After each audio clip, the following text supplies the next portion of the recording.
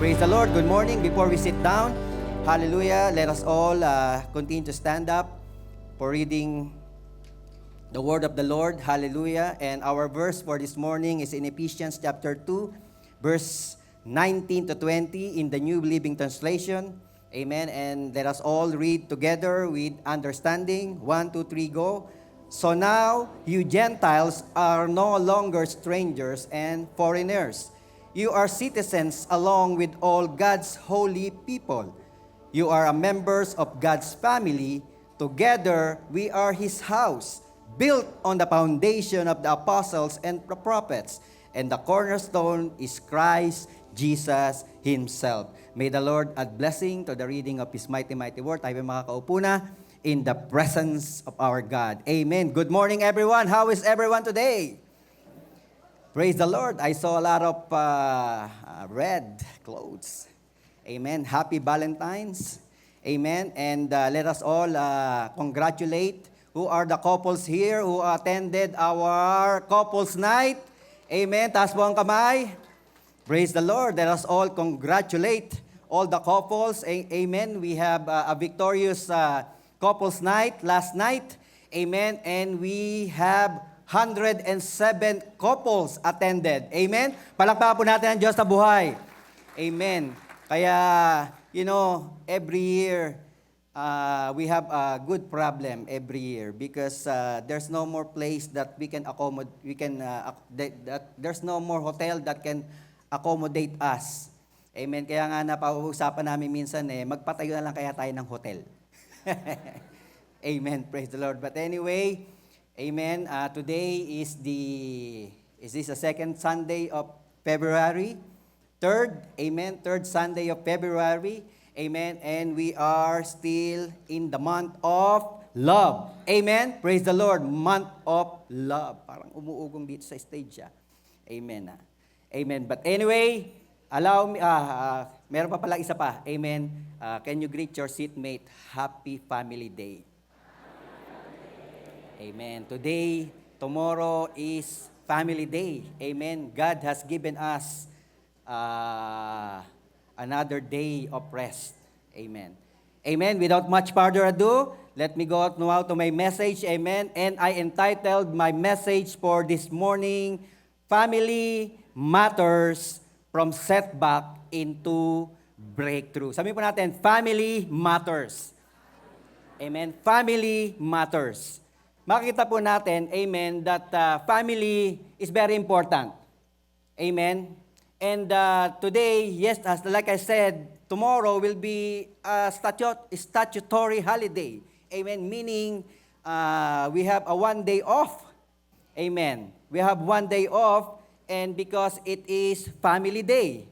Amen. And then I was, I was researching, amen, why Canada or even Alberta, amen, declare Family Day as a stat holiday.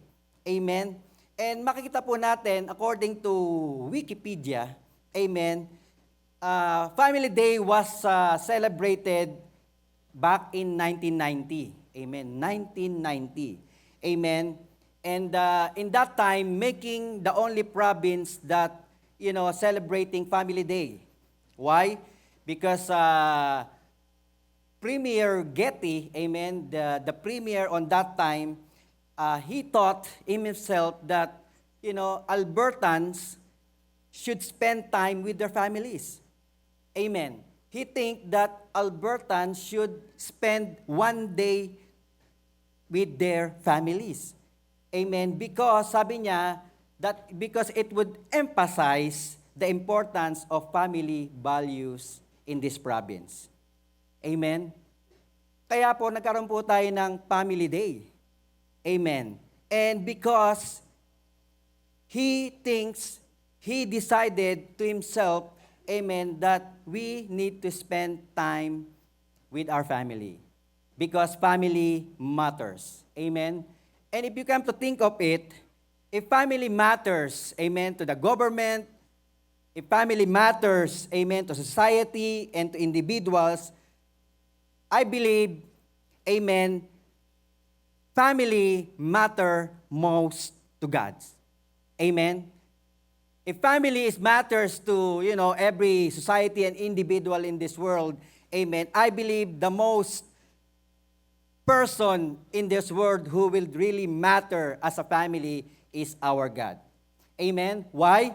Because as a part of my introduction, makikita po natin, amen, that God is the author of family. Amen. God is the author of family. In Genesis chapter 2, verse 18, makikita po natin, when God created Adam, amen, when God created Adam, He saw that Adam is alone. Amen. And He said in Genesis chapter 2, verse 18, it says, it's not good that a man should be alone. Amen. It is not good for a man to be alone. That's why, tell it to your seatmate, don't be alone. Don't be an island. Because it's not good. Amen?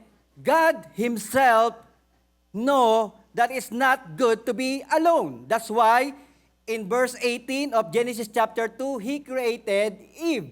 Amen. When He decided that Adam will have a companion, He created Eve. That's why we can see, amen, that at the beginning of time, God instituted the first family, the first marriage. Amen. He founded the first family. And if you are going to read the Bible, throughout the Bible, amen, God wants to strengthen every family. Sabihin ba natin, strengthen. Amen. God wants to strengthen every family. Why?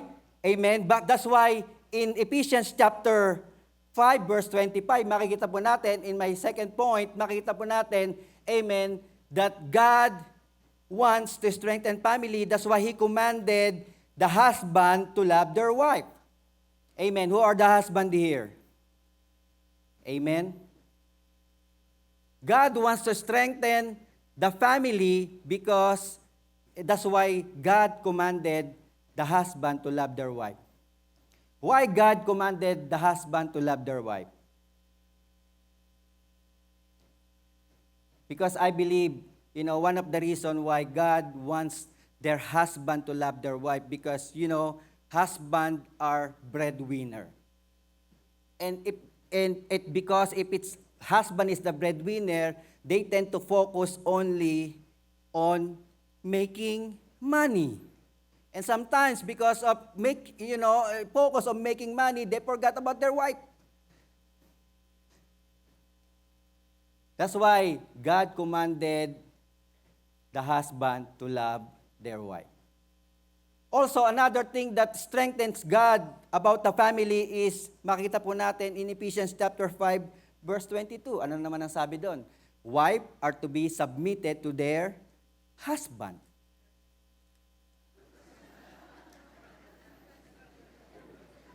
Darating tayo dyan. Don't worry about it. Kalma lang, kalma lang. Introduction pa lang, oh.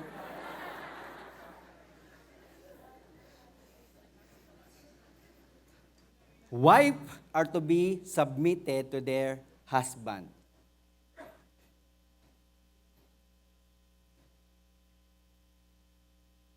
Amen? Huwag na natin babain. Also, amen, God wants to strengthen the family. That's why He commanded the children to obey their parents. Amen. We can see in Ephesians chapter 6 verse 1, amen, children are to obey their parents. Sabihin po natin, obey. Sabihin natin, CYN, obey. Children, obey. Amen. We need to obey our parents. And also, the parents are commanded, amen, to train up their children in the way that they should go. In Proverbs chapter 22 verse 6, sabi po doon, amen, parents are to train up their children in the way that they should go. Why? Because when they grow old, they will not depart from it. Amen. Kaya po, when we train them, amen, when we train them at a very young age, amen, on the way that God wants them to go, we do not need to worry about them growing up. because we know that every word that has been implanted upon their hearts, amen, it will not depart from them. That's why if there's any person in this world, amen, is so concerned about the family, it is God. God wants every family to break through. In all the areas of our life, God wants us to break through. Amen? Not only physically, but also emotionally, and most importantly, spiritually. Amen? God wants us to break through, amen, our family because He designed it for each and every one of us. Amen? But when sin entered into the world, we all know, amen, that God designed for families was thwarted. Amen? There's a lot of setbacks happens to the family. Amen? Even in the book of Genesis where brothers, amen, kill his own brother, amen, there's a lot of setbacks because of sin. Family was broken. There's a lot of family that was broken, and so as every relationship. Relationship got messy, amen, because of broken humanity. Amen, whether we like it or not, amen, we are living in the world that is so broken. Amen. There are so many difficulties. A lot of family has many setbacks, discouragement, disappointment, anger, frustrations, and over time, everyone get exhausted.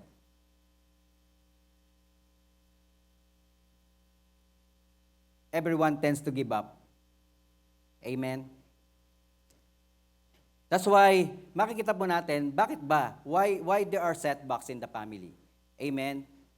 I was studying, there are some setbacks in the family. Amen? There are things that cause setbacks in the family. There are things that cause difficulties in the family. There are things that cause, problem relationship. There are things that, things that happening to the family that, over time, we get exhausted. Amen? And one of the setback that we can see in the family is because of unresolved issues. Sabi pa natin, unresolved issues. The first setback that we can see in the family, that's why we are not experiencing breakthrough. We are not experiencing the blessing that God intended to each and every one. Remember, amen, when God created Adam and Eve, amen, in the Bible, the first thing that He said to Adam and Eve is, be fruitful and multiply. Amen? God wants to bless family. There's no doubt about it. Amen? That's why if you are feeling not blessed, that's not from God. Because God wants you to prosper. God wants you to multiply. Amen? God wants you to experience blessings in your family. God wants you to experience breakthrough. Amen? That's why makita po natin, if we are not experiencing breakthrough in our family, maybe there are setbacks in our family. And the first one is what I said is unresolved issues. Ano po yung mga unresolved issues? Unresolved issues, makita po natin, amen, we argue over things, over the same things over and over again. That is unresolved issues. If your problem, keeps coming back, if you're arguing, you argue the same thing over and over again, that is unresolved issue. Amen? And sometimes, it tends to, to be quiet. It tends to, give way to it, but over time, it will come back. That's why problems from 15 years ago, 20 years ago, You can't forget about it because you have unresolved issues. Secondly, you have unforgiving spirit. Sabihin mo natin, unforgiving spirit. Another setback in the family is unforgiving spirit. Unwillingness to pardon. Unwillingness to pardon offenses. Unwillingness, amen, to pardon. Unwillingness to give resentment. Unwillingness to release resentment. Unwillingness, amen. You know, we hold on to grudges. We have unforgiving spirit. Thirdly, there's what we call reckless tongue. Sabihin mo natin, reckless tongue. Amen. You know, uncontrolled tongue is deadly. Sabi po sa James chapter 3 verse 8, ano po sabi sa James chapter 3 verse 8? But no human being can tame the tongue. It is a restless evil, full of deadly poison. That's why our tongue is dangerous. That's why if we are reckless, amen, you know, sabi nga nila, no, the most hurtful things that will happen into your life is not the physical harm, but is the emotional harm. Amen, that when we speak harmful words, amen, yung mga physical hurt gumagaling, pero yung sa heart matagal gumaling. Amen. That's why we need to be careful about it. Our reckless tongue.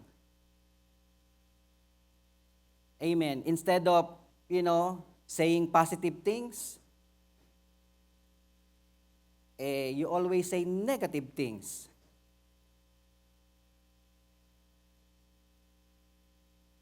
Ba't tahimik na kayo ngayon? Amen. Our reckless tongue. And also, our foolish behavior. One of the setbacks in the family is foolish behavior. Amen. Ano po yung mga foolish behaviors? We are being arrogant. Amen. We always look for trouble. We cannot control our temper. Amen. We do not accept discipline. We never learn lessons. Amen. We know that it's not good, but still we do it because of our foolish behavior. These are the things, amen, that steal our breakthrough in our family. Kaya nga po, we need to check, amen, our relationship as a family. We should check our relationship as a parent and children. We should check our relationship as a husband and wife. We should check our relationship between siblings. And even we should check our relationship between our brothers and sisters in Christ. Amen? Because those are the things that steal the breakthrough in our family. It robs the blessing of God intended for you and for me. Just like I said, remember when God created Adam and Eve, the first family in the Garden of Eden, He wants them to be fruitful and multiply and subdue the earth. Amen? Kaya nga po, you know, I remember there's a lesson in 1 Samuel chapter 30 verse 3 to 6. Amen? That makikita po natin the life of David. Amen? In 1 Samuel chapter 30 verse 3 to 6. Amen? If you can put it in our slide in the projector. Basahin po natin dito. Makita po natin David had a problem with the family. Amen. David experienced setback in his family. Sabi po rito in verse 3 of 1 Samuel chapter 30 verse 3 to 6 says there, when David and his men reached Ziklag, they found it destroyed by fire and their wives and their sons and daughters taken captives. Ito po kasing story na, you know, David wants to join the army to fight the Philistines. Okay, so he went away with all his army to fight the Philistines. But when he is away, amen, the enemy went to his place, amen, to his place and captured all his family. And they burned and destroyed all that they have. Kaya nga po sabi doon, when David and his men reached Siklag, they found it destroyed by fire and their wives and sons and daughters taken captive. And then sabi po dito in verse 4, so David and his men wept aloud until they had no strength left over. And in verse 5, David's two wives had been captured. Ahinoam of Jezreel and Abigail, the widow of Nabal of Carmel. And in verse 6, David was greatly distressed because the men were talking of stoning him. Amen? Nawala na nga yung asawa mo, na-capture na nga yung asawa mo, and then, yet, other people wants to stone you. Ikaw yung sinisisi. Amen? Imagine the setback of his feeling. Imagine the trouble that he experiencing on that time. Imagine the difficulty that he is experiencing. Wala naman siyang ginagawa. Amen. And yet, he was so distressed. Sabi po doon, and each one was bitter in spirit because of his sons and daughters, but David found strength in the Lord his God. When the enemy stole David's family, they burned their homes and everything. And when he wept until he could not weep anymore, makita po natin, David did not accept the defeat. David did not accept the loss. He may feel victim. He may feel that he was victimized. Amen. He might feel that, he can fall into a self-pity mode. Right? And yet, he did not do that. Sometimes in our problems with our, in our relationship, in our family, when we are experiencing setbacks, ano pong ginagawa natin? We feel lost. We accept loss.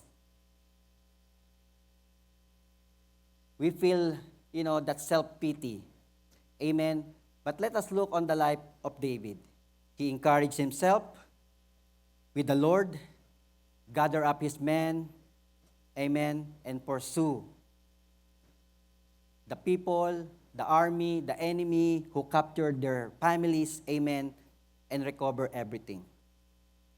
To cut the story short, amen, David did not choose to be defeated. Amen.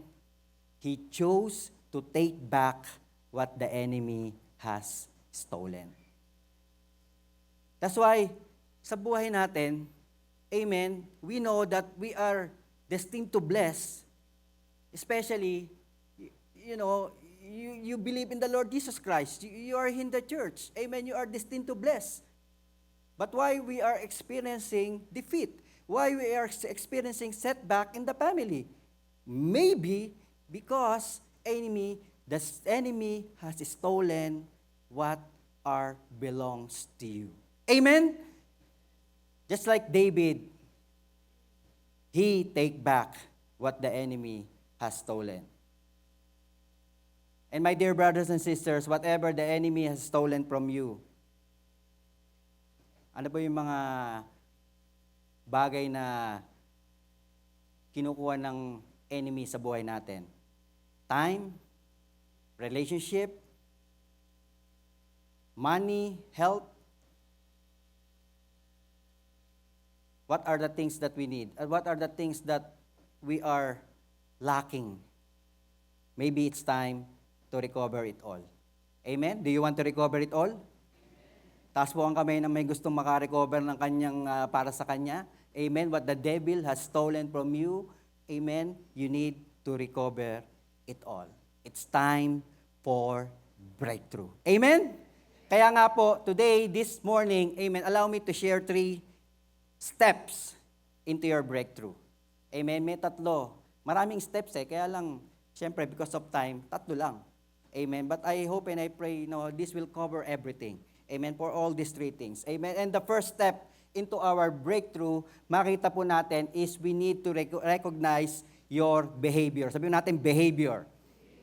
The first thing that we need to do for us to take back what the devil, what Satan, what the enemy has stole from us, and for us to experience breakthrough is first, we need to recognize our behavior. It's all about ourselves. Amen. It's not about other people, but we need to look at ourselves. Amen. And we need to know our behavior. When there's conflict, when there's difficulties, what is our behavior? Amen. So actually, no, sa mga pangyayari, in any situation, sabi nila, there are two things that might happen. There are two behaviors that will probably fall, hallelujah, in our setbacks. Ano po yun? Yung tinatawag na face off or sidestep. Sabihin natin face off. Sidestep. Ito lang daw po yung normally na dalawang bagay na mangyayari if there's a conflict, if there's problem in our relationship. In the family, in every relationship. Amen? It's either you face off or you sidestep. Ano po yung face off? Amen? Face off, ito po yung mga offensive people.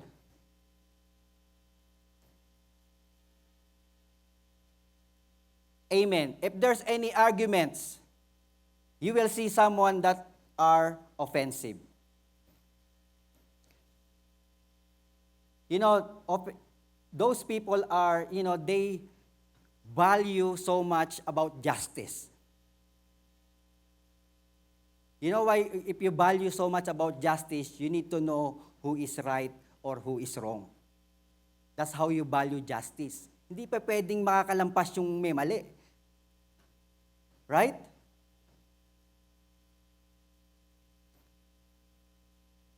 It matters to them who is right and who is wrong. Kailangan malaman niya kung sinong tama at sinong hindi. Amen? And if if you have that kind of attitude, you are face off, you are offensive, amen, some of the signs that you are on the offensive side. Alright, offensive side, parang basketball lang yan. Offensive. Amen. You deal with anger or frustration by expressing it. Kailangan mailabas mo Right? When you are offensive, kailangan mailabas mo. You need to know the other person that galit ka. Diba? Another thing, you argue your case strongly. You ask the question, how do you know? Can you prove that?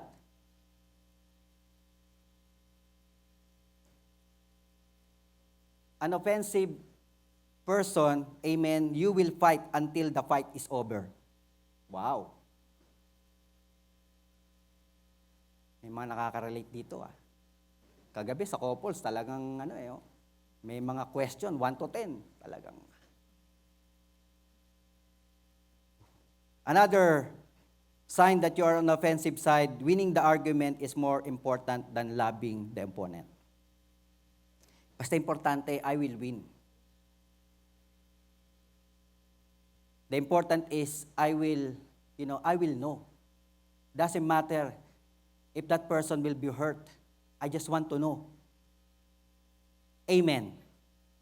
And then there's another side of the story, of the coin. Amen. It's what we call the sidestep. Sabihin natin ulit, sidestep. Ano naman itong mga sidestep? The sidestep are tend to avoid or ignore conflict. Sino po yung mga nag-a-avoid na ignoring conflict? Yung isa talagang, mangon ka dyan. Buong tulugan. Di ba? Parang alam na alam niya yan Pero ito namang isa, avoid na lang. They just ignore. Amen. But the problem with this person, amen, is this like ignoring a problem is not humility at all. It's a false humility. Amen. Because we need to deal our problems. Amen. And we don't need to avoid it. We cannot avoid it because it will come back over and over again.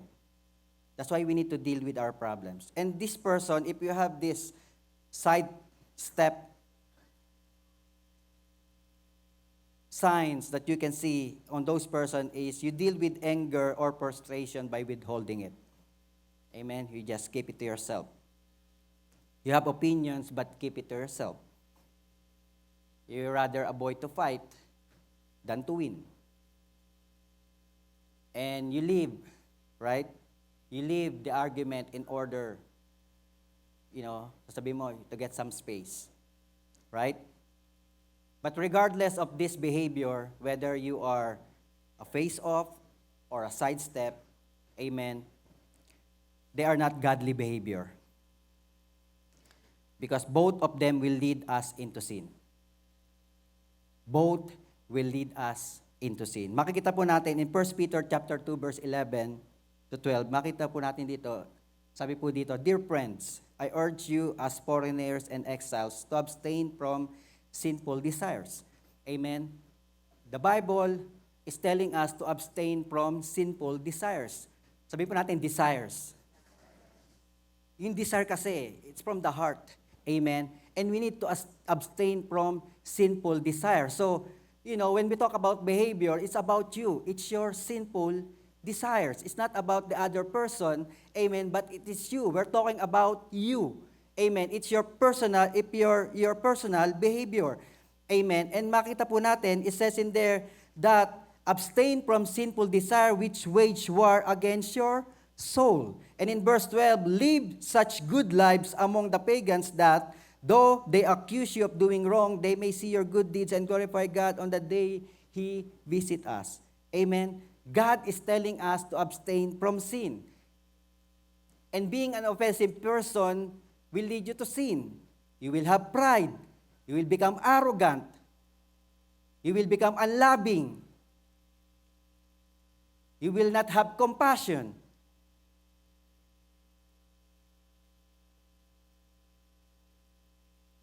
And the Bible says, amen, do not be angry. Or do not let your anger, amen, do not let your anger abutan ng umaga. Do not let the sun go down while you're still angry. Amen.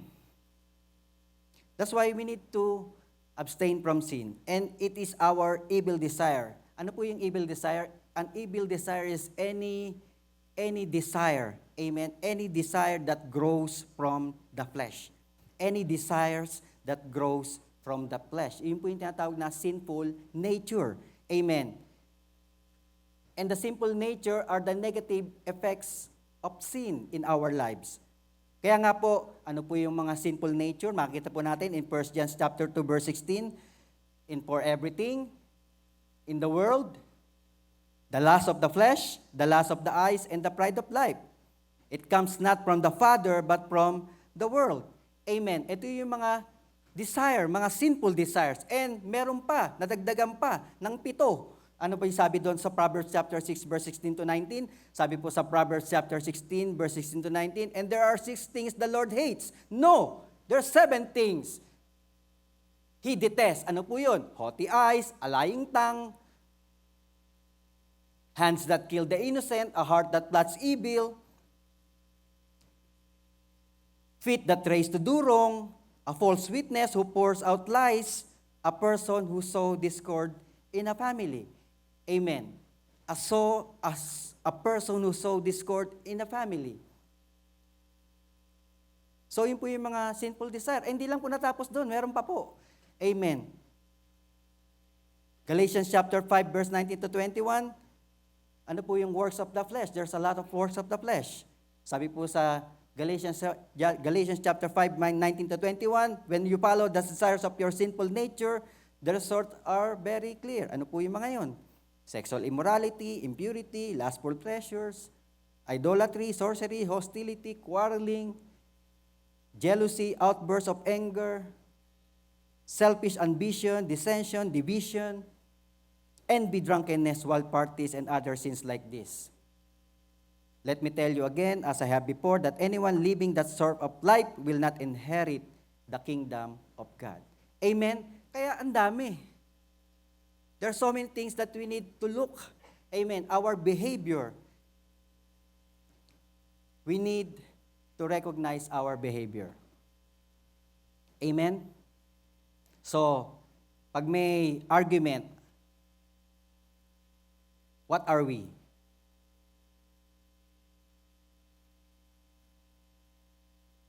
Amen? Kaya, we need to recognize our behavior. That's our first step. And then once we recognize our behavior, amen, the second point is we need to take responsibility of our actions. Sabihin mo natin, responsibility. We need to take responsibility of our action. When we know our behavior, then we need to take action we need to take responsibility for our action. You know, it's easy to point finger, right? It's easy to point the finger on someone else. And these are the things that hinder us for breakthrough.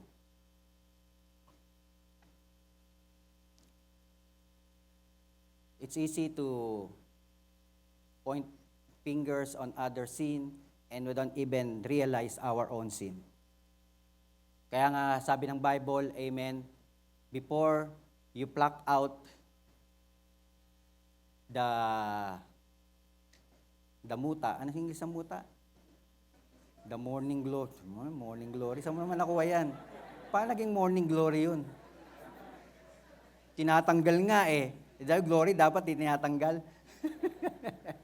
But anyway, amen. Before you pluck out the things in your eye, then others' eye, then you pluck out the one that you have first. Amen. We need to recognize our own fault. In Galatians chapter 6 verse 5 in the New Living Translation, sabi po dito, for we are each responsible for our own conduct. Amen. We are responsible for our own conduct. Tell to your seatmate, you are responsible for your own conduct.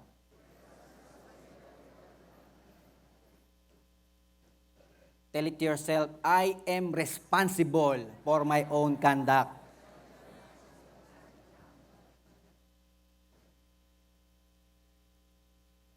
If we take responsibility of our action, magiging maayos po.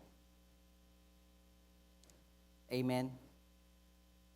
But the problem is, because of the characteristic of sinful nature, amen, it is normal, it is easy to find fault in others. Amen? Tingnan po natin, when Adam and Eve sinned in the garden, in the book of Genesis chapter 3, verse 11 to 13. Amen? Dito po nagsimula yun eh. Amen? Pointing out fingers. Sabi po sa verse 11, and he said, this is when they eat the fruit, right? When they start eating the fruit, and then they saw themselves naked, amen, and then they're hiding, and then suddenly God is looking for them. Adam and Eve, where are you? We're hiding. Amen. Why? Because we are naked. Sabi ni Adam and Eve kay Lord, because we are naked. Who told you that you are naked?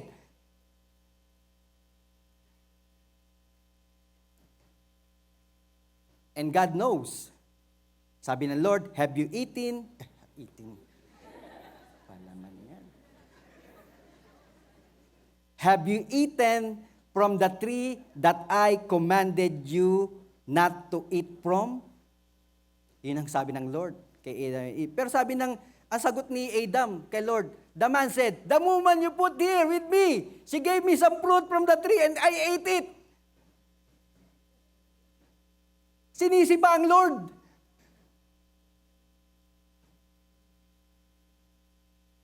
Kung di mo binigay sa akin si Eve, hindi ako kumain ng fruit. Yun ba yun? Amen? And then, Nung tinuro ni Adam si Eve naman gumanti. Ano sabi ni Eve in verse 13? Then the Lord said to woman, "What is this have you done?" The woman said, "The serpent deceived me and I ate."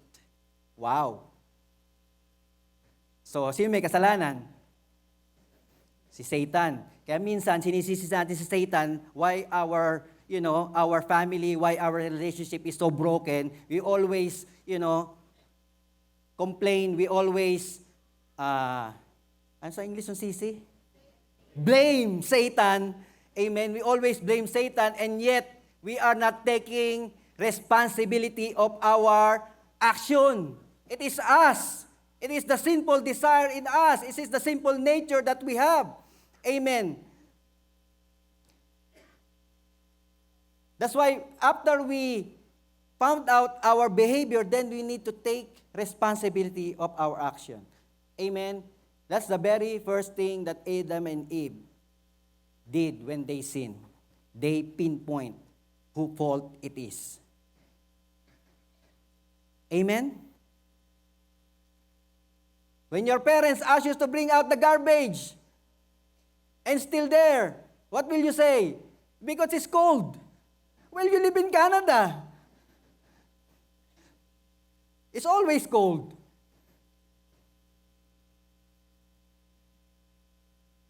Amen. Adam and Eve. Look at Aaron. Amen. Si Aaron. Sidekick ni Moses to. Amen. Si Aaron, sidekick ni Moses to. Tingnan natin. Amen. This is when, they crossed the Red Sea, right? They crossed the Red Sea. And then the Lord said to Moses, "Moses, go to Mount Sinai. I'll talk to you there." And then Moses tell Aaron, "Okay, Aaron, ikaw na muna bala dyan.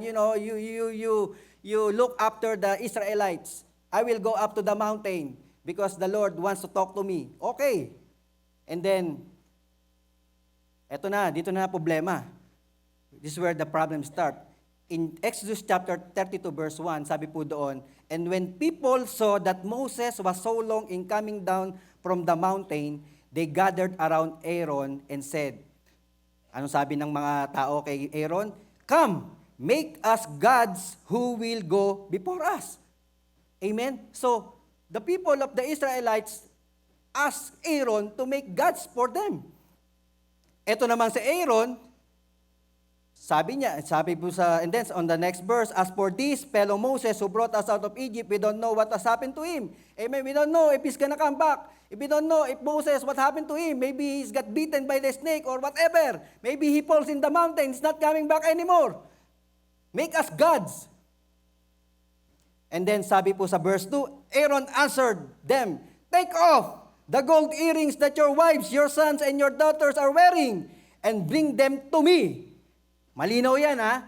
Bring them to me. Aaron told the Israelites, "Okay, gathered all your jewelries, everything, bring it to me." And then in verse 3, "So all the people took off their earrings and brought them to Aaron. He took what they handed him and made it unto an idol cast in the shape of calf, fashioning it with a tool. Then they said, 'These are your gods, Israel, who brought you out of Egypt.'" Grabe.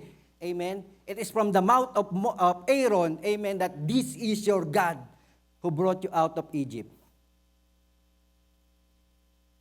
And then, ito na ang problema. Amen. And then when the Lord heard all those noisiness, amen, the Lord get mad. And the Lord told Moses, "You go down, amen, look at all the people, all your people is doing downstairs." Downstairs, ha? Sa baba ng bundok. Parang bumaba lang sa bahay si Moses, ha? Look at what the people doing at the foot of the mountain. And then, the Lord is very angry. Even Moses was very angry. Ikaw pa naman ang sidekick ko. You are my sidekick. Amen. You are the one with me, bringing the Israelites out of Egypt from their bondage. You know who God is. He is a compassionate God, but He is a jealous God. Amen? And the Lord also said in His 10 commandments, amen? Love the Lord your God with all your heart, with all your soul, with all your might. Amen? Do not worship other gods other than me. And then you created a golden calf. Basahin natin anong sagot ni Aaron kay Moses. In Exodus chapter 32, verse 22 to 24, sabi po dito, "Do not be angry, my Lord." Aaron answered, "You know how prone these people are to evil." Una, sinasabi niya na ngayon, ang mga Israelite, evil. Amen? Mga evil talaga yan eh. Kaya kahit anong gawin natin, gagawa at kalokohan yan. And then sabi niya, "They said to me, make us gods who will go before us. As for this fellow Moses who brought us out of Egypt, we don't know what was happened to him. So I told them, whoever has any gold or jewelry, take it off." And then ito. Then they gave me the gold. And I threw it into fire and out came this calf. Wow. Hinagis niya sa fire yung mga jewelry and then naging calf. Loko, no? Sino niloloko nito? Right? It's easy to pinpoint. We're not taking responsibility. Amen? Kaya yon, what happened after that? A lot of Israelites die. Amen? God said to Moses, okay, separate the one who is for God and separate who are not for God. And then the ones that are not for God, they all die. Kaya, taking responsibility of our action. And then, it's another guy. Amen? His name is Saul. In 1 Samuel chapter 13, verse 8 to 11, makikita po natin, amen, Samuel asked Saul to, wait for me. You fight the Amalekites, and then you slaughter them all, amen, and then after that, you wait for me. And then, but what happened? He waited 7 days in verse 8. In 1 Samuel chapter 13, verse 8 to 11, he waited 7 days. Amen. Nainip si Samuel, nainip si Saul. Amen. The time set by Samuel, but Samuel did not come to Gilgal, and Saul's men began to scatter. He said, "Bring me the burnt offering and the fellowship offering." And Saul offered up the burnt offering. Just as he finished making the offering, Samuel arrived, and Saul went out to greet him. "What have you done?" asked Samuel. In those times, the only person who can burn an offering is a priest. No one else. Even if you are a king, you are not allowed to burn an offering. But what happened? Tagal eh. Baka mamaya kasi, ang tagal ng elmiya ko, ang tagal ng work permit. Ano mga pwedeng magawa?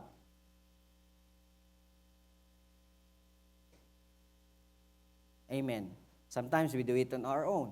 And then when we get in trouble, amen, sisisi natin kasi si Trudeau eh. Kundi dahil kay Trudeau di sana may trabaho ko. Diba? But it's not about it. It's about our action, taking responsibility of our action. Are we doing it right before God? Amen?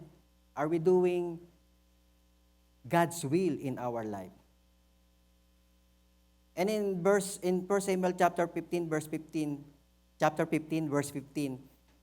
and then when Samuel asked Saul, "Why did you offer?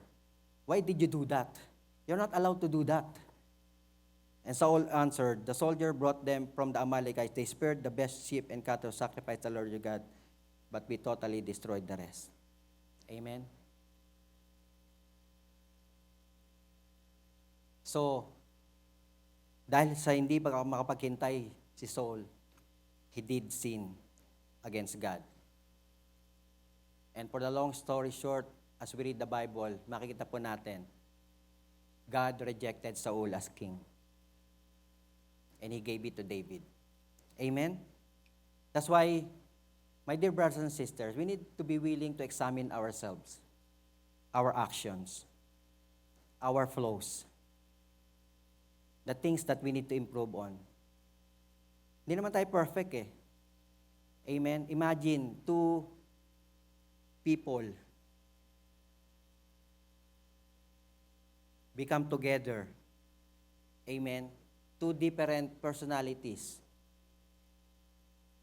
become one, become together.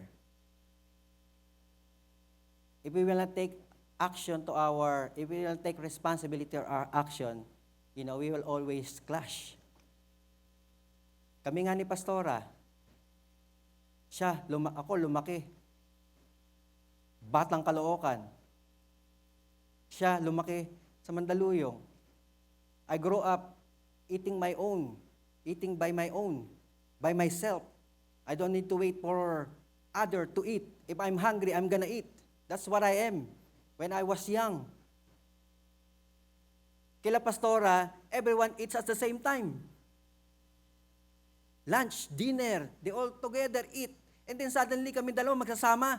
One is eating all together and one is not. How are we gonna do it? Right? But now we are all eating all at the same time. O, sino nagbigay?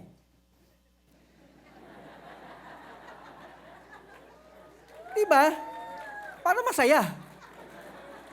Masaya naman na may kasamang kumakain, di ba? Oh. What I mean is, we need to take responsibility of our action. If the things that you're going to do you are not sinning, if the things that you're going to do, amen, will not, you have to make the right decision. You need to change yourself. Amen. You need to improve on the things. Kaya sa inyong argument, when you go home, mamaya, baka may argument na naman kayo sa loob ng sasakyan. When you go to the church, you already have arguments. And then, dahil nasa church na kayo, bati na kayo, and then lalabas na naman uli kayo, mawawala na naman kayo sa presensya ng Holy Spirit, patay na naman. Right, but we need to examine ourselves, our flaws, the things that we need to improve on.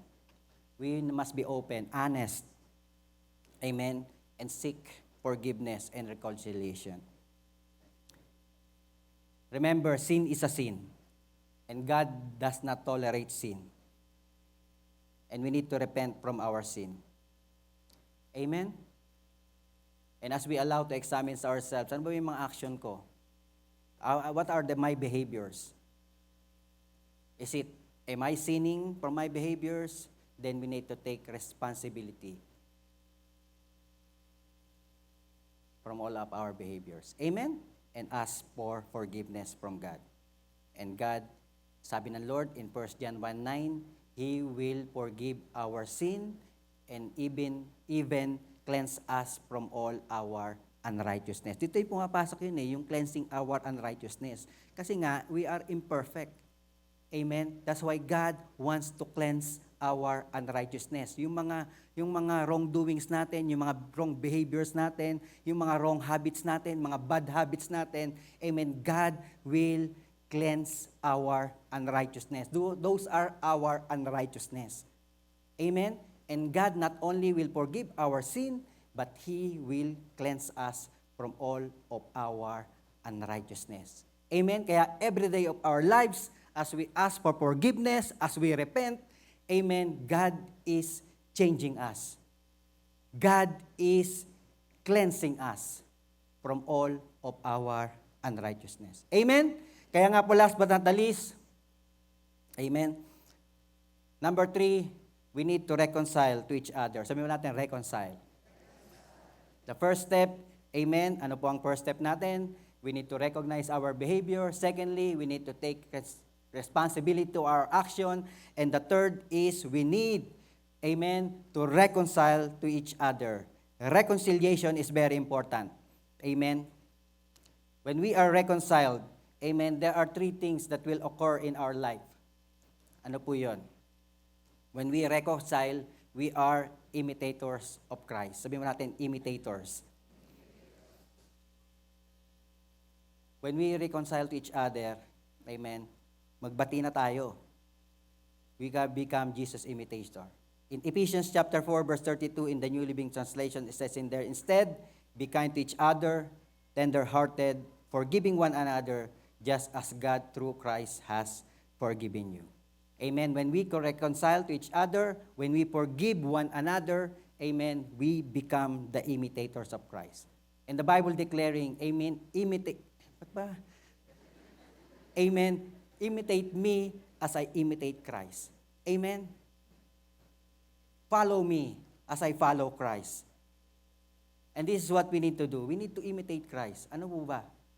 When God forgive us, then we forgive someone. Secondly, when we are reconciled to one another, our sacrifice will be accepted. Amen? Our sacrifice will be accepted. All the things that we're gonna do in this world, for God, for our children, for our family, for our wife, they will all be accepted. Sabi nga po sa Matthew chapter 5, verse 23 to 24, if you are presenting a sacrifice at the altar in the temple, and you suddenly remember that someone has something against you, leave your sacrifice there at the altar. Go and be reconciled to that person. Then come and offer your sacrifice to God. Amen? So we need to be reconciled. Because if we are not reconciling to each other, then whatever we do, God will not accept it. And lastly, as we are reconciled to each other, then we will avoid judgment. Sabihin mo natin, judgment. Minsan, kala natin, we thought that, all the actions that we do here on earth will come to nothing. No. Every action that we are doing, amen. Sabi nga ng Bible, whatever we say or do, amen, we will become accountable to all the things that we say and do in this world. Kaya nga po, if we are not being reconciled to each other, if we are not repenting, if we are not forgiving one another, then, delikado tayo. We will be experiencing judgment. Amen. Sabi in Matthew chapter 5, verse 22, it says in there, but I say, if you are even angry with someone, you are subject to judgment. Amen? If we are angry to someone, we are subject to judgment. If you call someone an idiot, you are in danger of being brought before the court. If you curse someone, you are in danger of the fires of hell. Amen? Kaya nga po, simple lang naman. Simple lang but mahirap. Amen? But I believe, I know, for some, it will be hard. Amen? It will be hard, but we can do it. With the help of God, amen, we can do it. As long as we are willing, amen, to take actions to take responsibility of our action, amen, we are reconciling to each other, amen, we know our behavior, then I believe that God will move us into the breakthrough, the God's promise for the family, amen, His promise to each and every one of us, that we will experience blessings after blessings. Amen? Kaya nga po, as I end, kanina I asked you want to receive your breakthrough? You said, yes. Of course, all of us want to receive breakthrough. Amen, in our family. Whatever situation that we are right now, I know there's no perfect family, but I believe, amen, one of the things that we need to do for us to receive breakthrough is we need to position ourselves. Sabihin natin, position. We need to position ourselves. Saan ba tayo dapat? What is the right position? You know, in 2 Chronicles chapter 20, verse 17, it says in there, when the Israelites is going to fight the battle, of course, fighting a battle is not easy. There's a lot of setbacks. There's a lot of discouragement. There's a lot of hopelessness. There's a lot of difficulties, especially, amen, that your enemy is more than you. Amen. You will have doubts. You will have worry. And sometimes in our family, amen, when we have problems, amen, sometimes we thought, oh, this is bigger than my imagination. This is bigger than what I can do. I don't think I can do this. Or maybe sometimes, you know, you are thinking that, oh, I don't think my husband will change. I don't think my wife will change. I don't think my children will change. I don't think my parents will change. Everyone, you know, thinking of other people change. But no, we cannot change someone else. You can only change yourself. What is our action? You need to position yourself. And here, makikita po natin, the Israelites will have to fight a battle. And see what God had told them. Sabi po ng Bible, sabi po ng Lord sa mga Israelites, you will not have to fight this battle. Take up your positions, stand firm, and see the deliverance of the Lord will give you, Judah and Jerusalem. Do not be afraid. Do not be discouraged. Go out to face them tomorrow, and the Lord will be with you. Amen? Sabi ko nga kanina, we don't run on problems. We don't hide. But we need to face our battle in life. And the Lord will be with us. Kaya nga po, my dear brothers and sisters, we need to position ourselves for breakthrough. You know, in the games, who are here who watch football? I know a lot of people doesn't watch football. Amen. But in football, makikita po natin, amen, there is one person in there that who they call them quarterback.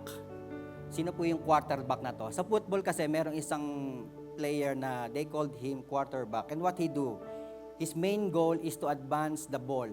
Right? Makikita po natin, no, that they're throwing the ball, and this quarterback, amen, his goal is to, you know, to bring the ball to the finish line,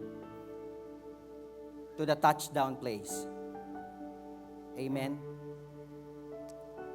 In order for the team to advance.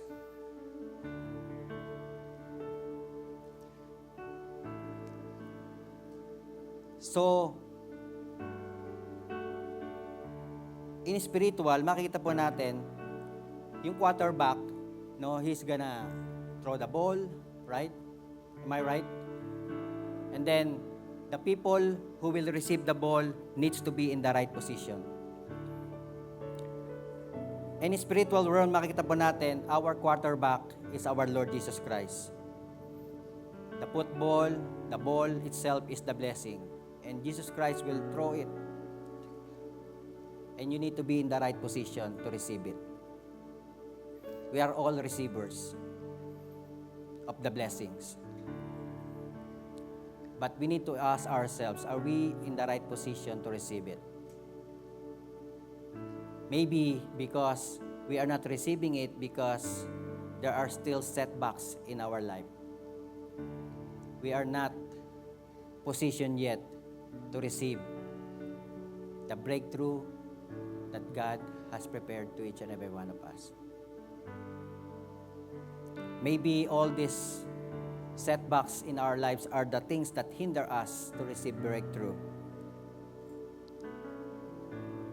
Or maybe, you know, our behavior hinders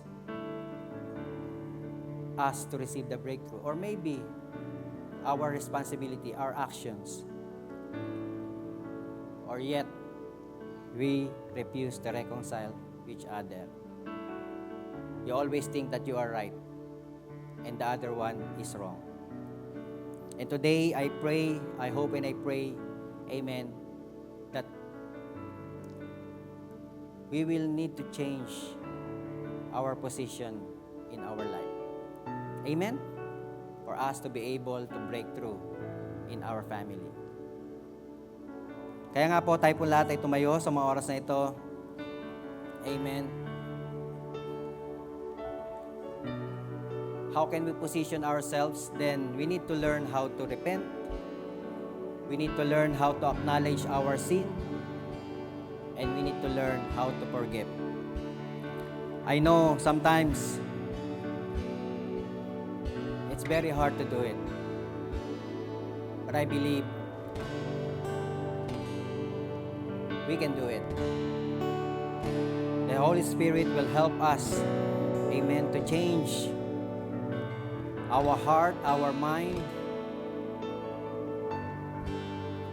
our thoughts. He will change it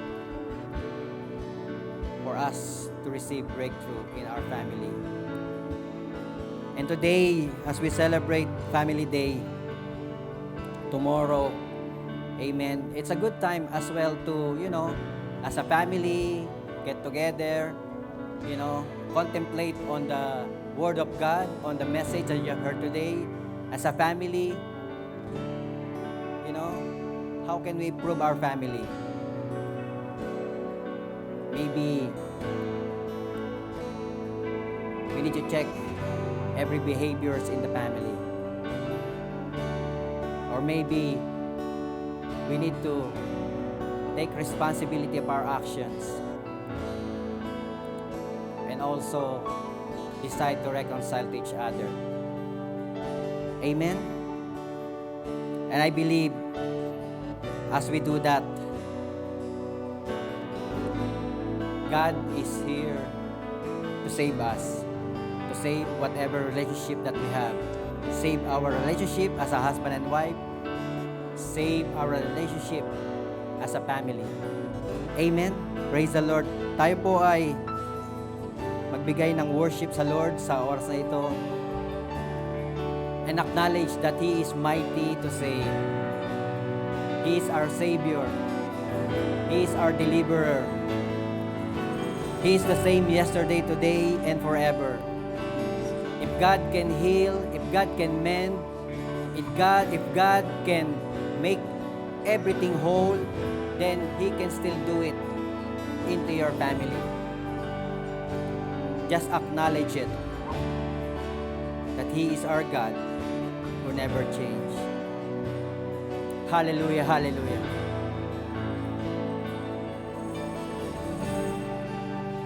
Everyone needs compassion, love that's never failing. Let mercy fall. Yes, Lord. Hallelujah. Everyone needs forgiveness, the kindness of a Savior, the hope of nations.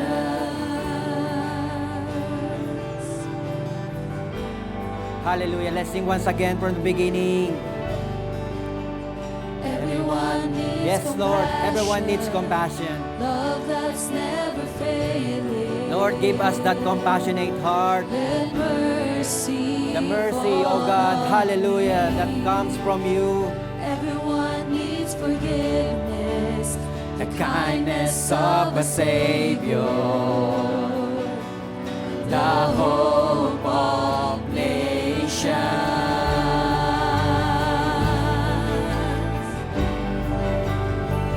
Yes, He's our God. Savior, He can move mountains. There's nothing impossible to Him.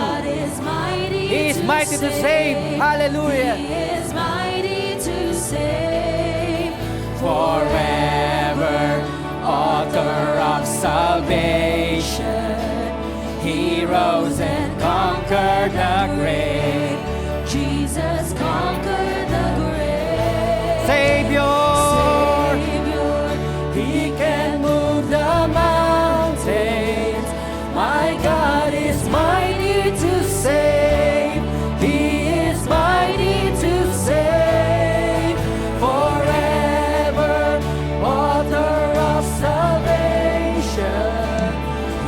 rose and conquered the grave.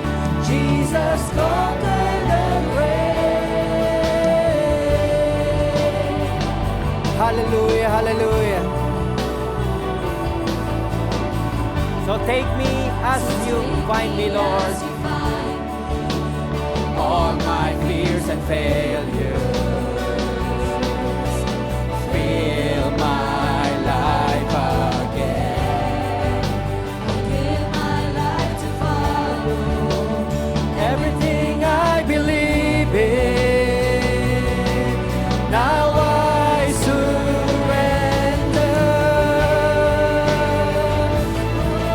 Hallelujah, yes, Lord, save us, our relationship, our family, Lord.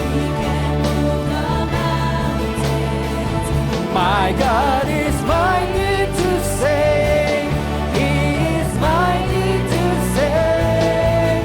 Forever, author of salvation. He rose and conquered the grave. Jesus conquered the grave. Savior.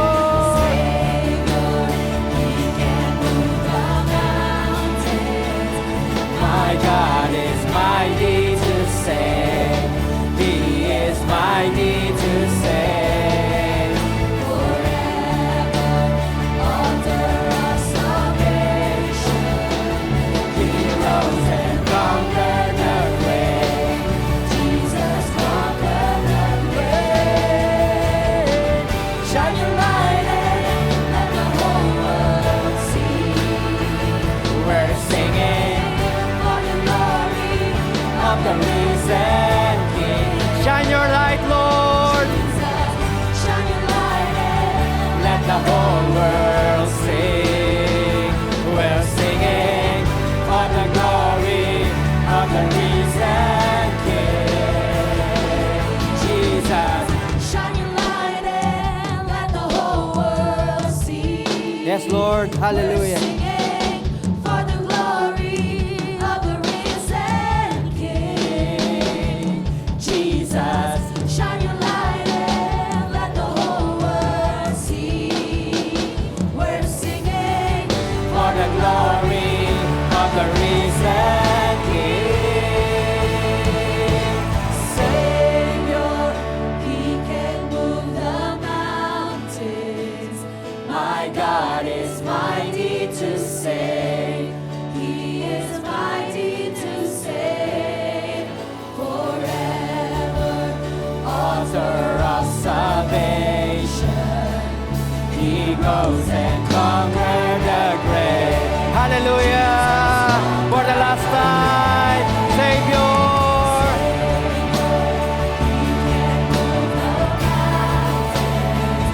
My God is mighty to save. He is mighty to save forever, author of salvation. He rose and conquered the grave. Jesus conquered the grave. Hallelujah. Yes, Lord. Whatever mountains that we are battling right now in our family, you are our Savior, O God. I pray, Lord, hallelujah, that every family represented in this place, O God, even in our live stream, O God, Lord,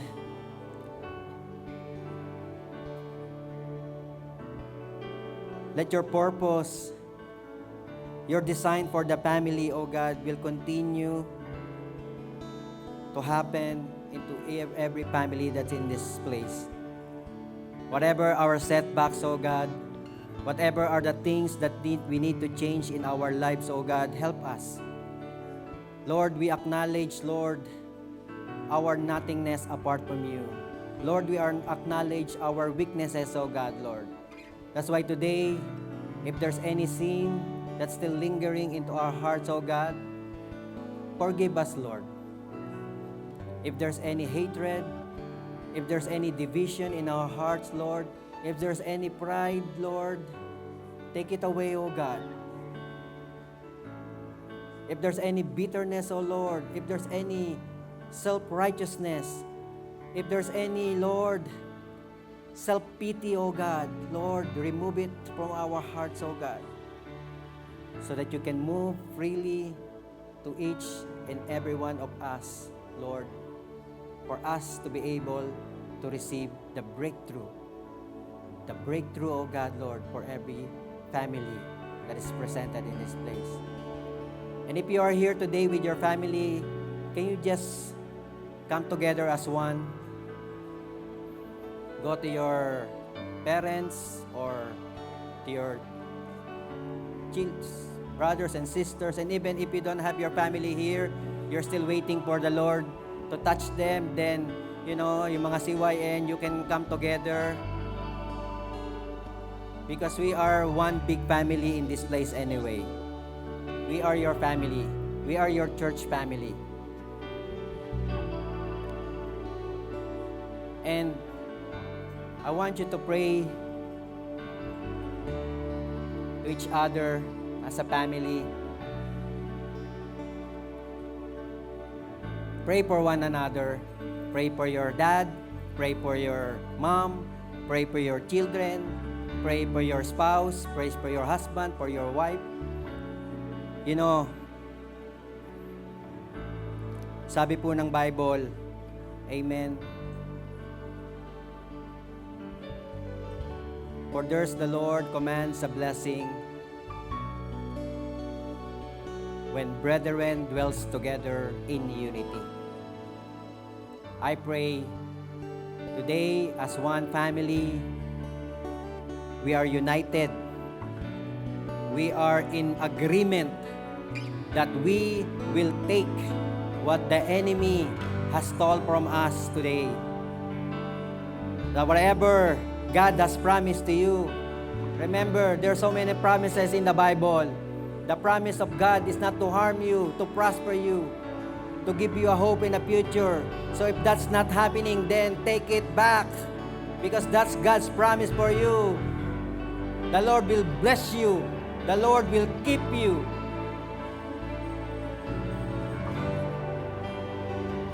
Hallelujah, hallelujah. Thank you, Lord.